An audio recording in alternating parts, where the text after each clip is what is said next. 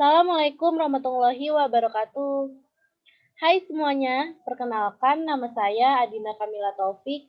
Saya adalah mahasiswi dari Universitas Pancasakti Bekasi, Fakultas Ilmu Pendidikan jurusan Pendidikan Ekonomi, dengan NIM 18720500055. Nah, untuk memenuhi salah satu tugas UAS mata kuliah perkembangan peserta didik dengan dosen pengampu Ibu Dr. Rita Aryani MM, di sini saya akan menjelaskan tentang materi perkembangan emosi pada anak usia dini.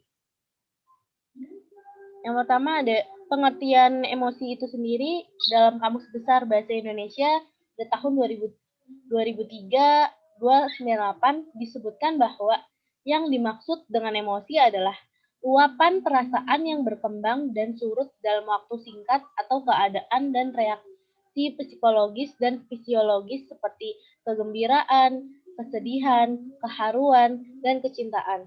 Nah, sedangkan emosional dalam buku yang sama artinya menyentuh perasaan atau mengharukan.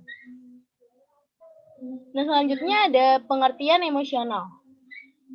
Perkembangan emosional itu sendiri adalah proses perkembangan anak dalam berinteraksi dengan lingkungan sekitarnya kepada orang tua, teman sebaya, dan juga orang dewasa. Serta proses perkembangan keadaan jiwa anak dalam memberikan respon terhadap keadaan di lingkungannya yang sesuai dengan aturan sosial yang diperoleh melalui mendengar, mengamati, meniru, dan dapat distimulasi melalui penguatan dan modeling. Perkembangan emosi pada anak usia dini sangatlah penting, sebab perilaku emosi sosial ada hubungannya dengan aktivitas dalam kehidupannya. Nah, semakin kuat emosi yang memberikan tekanan, akan semakin kuat juga mengguncang keseimbangan tubuh untuk melakukan aktivitas tertentu pada anak. Jika kegiatan sesuai dengan emosi, maka anak akan senang melakukannya dan secara mental akan meningkatkan konsentrasi pada aktivitasnya.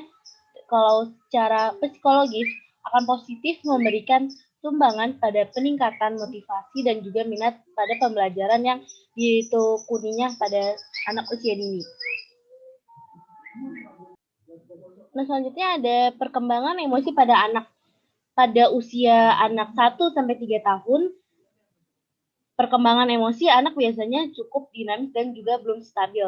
Karena pada ketika anak usia 2 tahun, seharusnya dia sudah bisa menyebutkan nama teman, memakai dan melepaskan pakaiannya sendiri.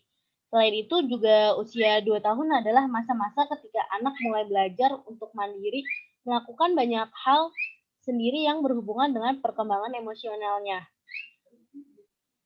Lalu perkembangan emosi pada anak usia 3-4 tahun. Pada usia 3 tahun, anak mulai mengenali emosinya. Karena ketika anak mulai mengerti dan mengendalikan emosinya yang ada pada dirinya sendiri, pada usia 3 tahun itu, anak bisa merasakan emosi senang, bahagia, marah, maupun sedih.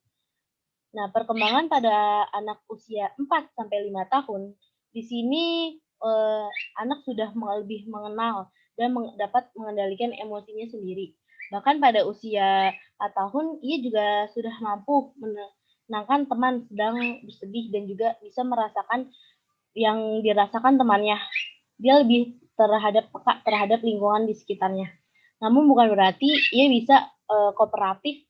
Sisi egoisnya terkadang juga bisa hadir ketika suasana hatinya kurang baik. Lalu selanjutnya perkembangan emosi anak pada tentang usia 5-6 tahun.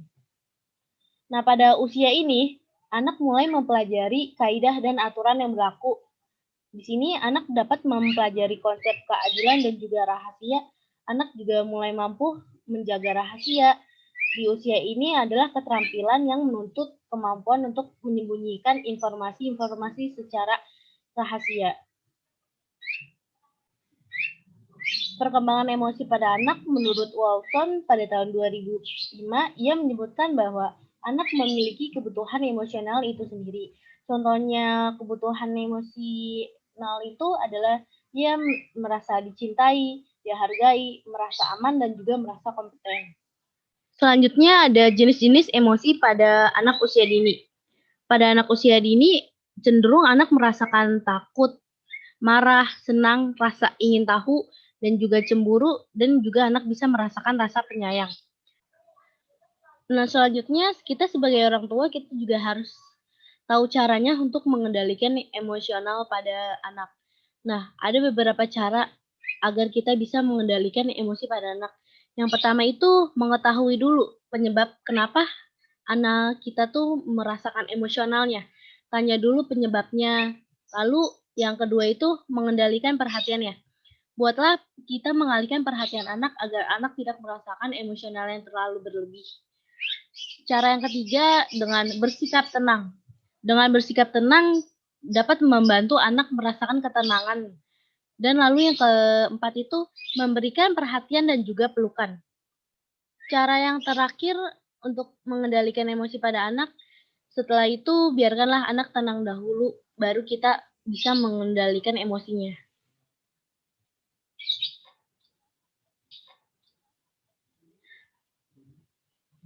Cukup sekian penjelasan dari saya. Mohon maaf jika ada penjelasan yang kurang dimengerti. Saya mengucapkan terima kasih. Wassalamualaikum warahmatullahi wabarakatuh.